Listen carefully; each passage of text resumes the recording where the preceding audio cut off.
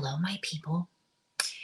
It is December 28th, 2023, and this is part of my dailies, shorter editions. If you haven't heard me talk, I try to make these under 15 minutes, okay? So I'm going to try to do this, even though I want to read this entire thing to you. Okay, so this isn't very Christmassy or New Year's. However, this is still something very exciting because we are going into the new year and this could wake a lot of people up. Okay, so what I wanted to talk about in this episode that I'm going to fully devote to and try to not get sidetracked is a sneak preview of my series that should be very, very exciting for me because I wouldn't say I'm an expert at it, but there are certain areas of my own life I feel expert about when it comes to this subject matter. So spirituality, being spiritual, and soul connections. Okay. So the preview I'm going to, basically wanted to read to you some pieces from this workbook binder of a class that I took about 10 years ago, and it's called Soul Connections.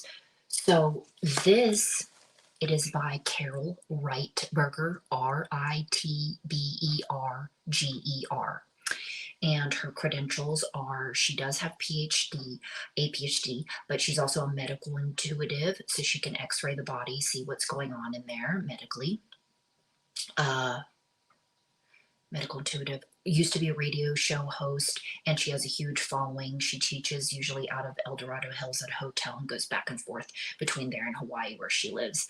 I think she's in her early 70s now, so she's basically been applying this along with all of her classes for like 30 some years. And it's very detailed, and if you want to use the word scientific, because she does describe it in those ways, which I'm not very good at explaining what makes things scientific. But she doesn't have any sort of formulas in here or anything.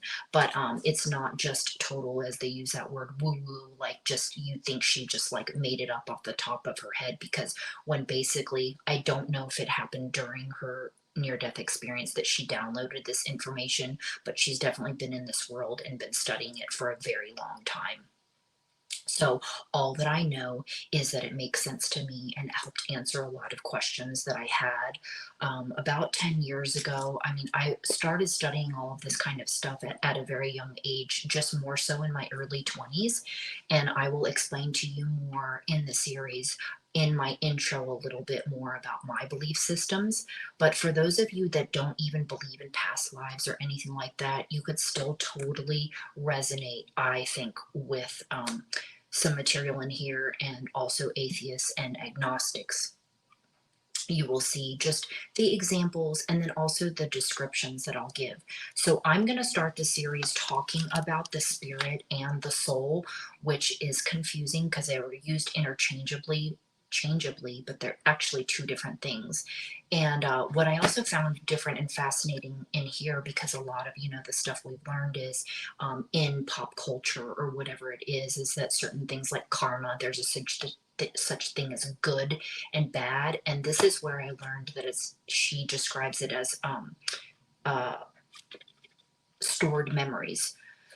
So what I can say is, while it's okay if not a lot of this stuff resonates with you, like pick and choose, because that's what I've done, and that's what I've done with everything in my life, just different things. Hey, I don't really agree with that. Maybe I don't agree with it, but I don't believe it, or I don't understand it. Like, she does believe we return to the stars. And again, this is what she has been told, if you want to say, by God. Right now at this point, as far as, since I don't really know to that level, I just know and believe we return to the light, or at least a good place, a good place. And I do believe in past lives, but I also don't know, since a lot of this stuff with the soul life charts thing that talks about we choose before we're born, and then we forget a lot of stuff. That's why I'm like, I don't know. I'm not going to like rack my brain trying to figure it out. This stuff is already really overwhelming. I have to reread a lot of it. But I just think it's fascinating. So I'll probably talk a little bit about the karma section, fate and destiny, explaining it in words, the evolutionary cycle of the soul's journey, everybody being on their own personal journey, which is also why I will say don't think that you have to explain yourself and your journey to somebody else, even your significant, because they may not even understand. You're working yourself up about the perfect words to say something, and again, they may not understand. So, this is just another lesson in also not giving a fuck what other people think, because you not feeling like you have to ask other people's permission to live your own life. Okay, so I'm going to keep going back to that whole personal journey thing and stressing about that, because I was also a people pleaser, and then it took me a very long time, like I said, to just be like, why am I asking permission? Oh, it's because of the authoritarian structure. So okay, so I was people pleaser, and my dad, and just things like that, wanting to please.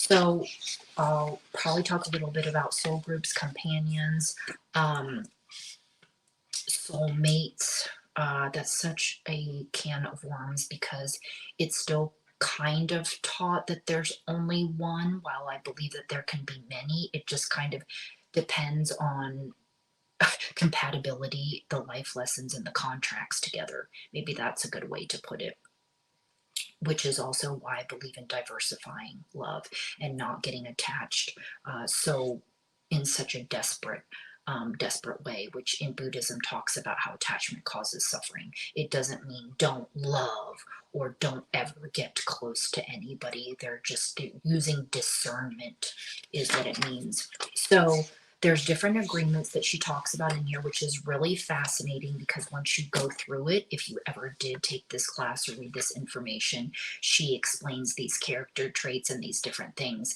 and then she asks you questions you can ask yourself, and you're like, hey, that's them, and explains this is going to help you explain why you were also attracted to certain people.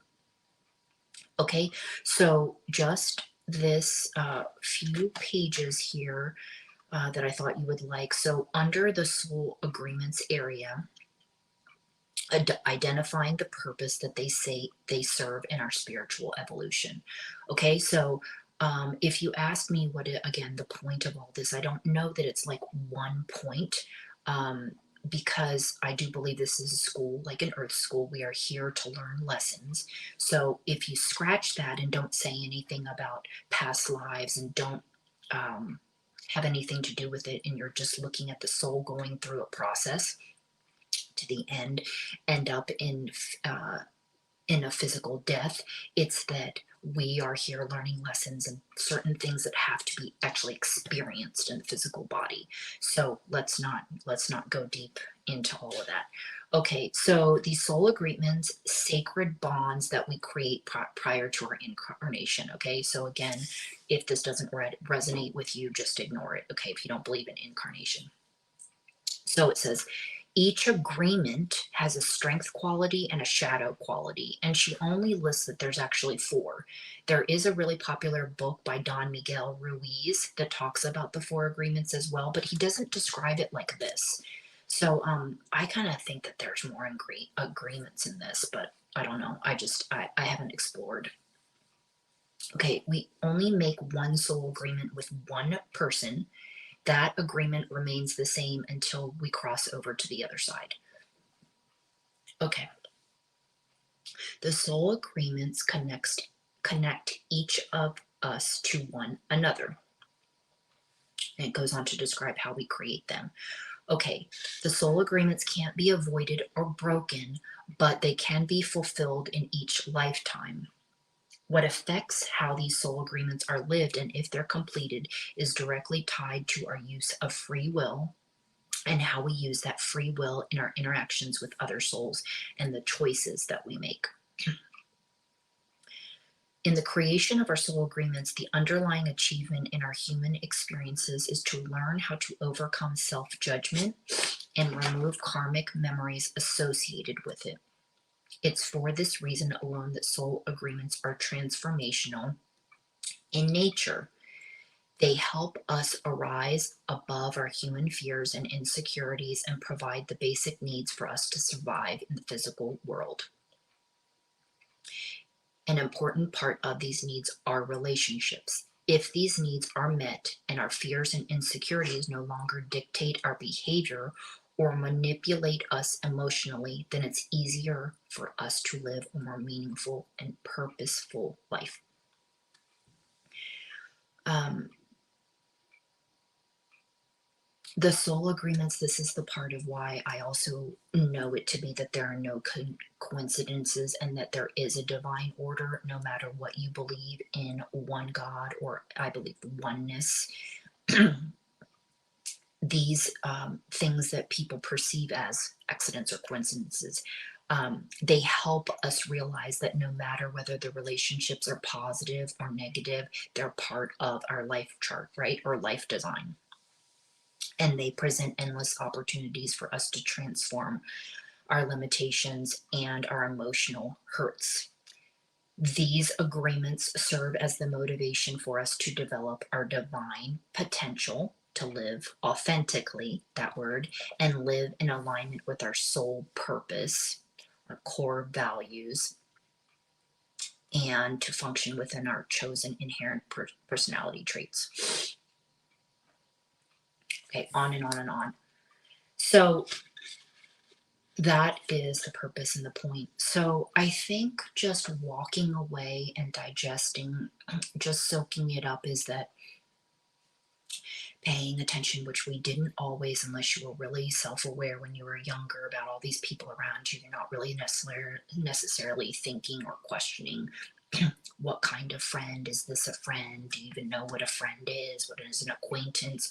What is this and this and this? Because you're just walking, living your life, or planning for future, or people are pushing you to plan for your future as a as teenagers or whatever. So unless again you are a very spiritual person or connected like that, you might not be thinking about all this sort of stuff. But then as you become an adult, and when I was studying these sorts of this area, is that and I started realizing that I had created all these things in my life and these different people, and you're just like, what the hell is going on? What is this reality? This is not what I was taught and shown, and the programming, the conditioning, the whole supposed to be's and do's and all these sorts of roles. And that's why Baptist Christian did not resonate with me. Okay, so it was very rigid, and that's just and then different other things.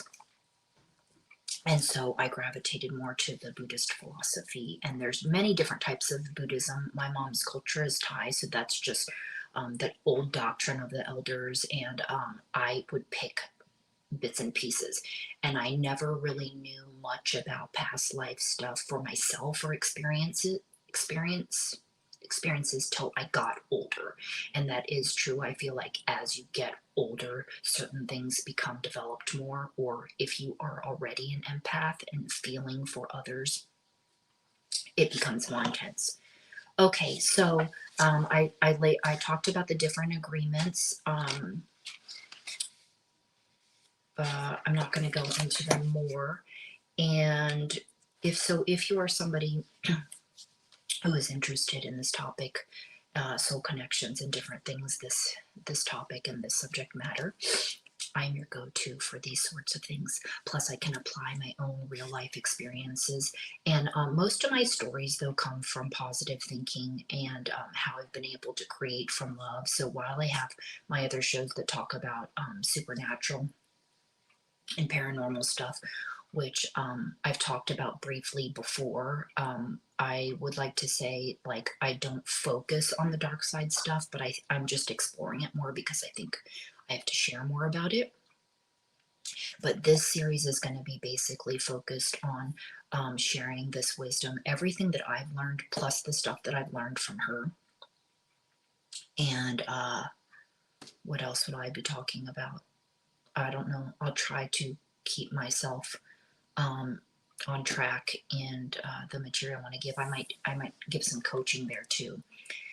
So this is very exciting. all this stuff, yes, can be very transformative, and maybe you were never interested in this before, but now you're going to be interested. This is fun, and it's continuously ongoing though. Once you start growing and opening those doors and expanding your mind, it just keeps going. So just look forward to it being there's no end and final point when it comes to growth, and it almost becomes like an addiction, a good addiction though. Okay, so thank you for listening, and hopefully you'll check out the series.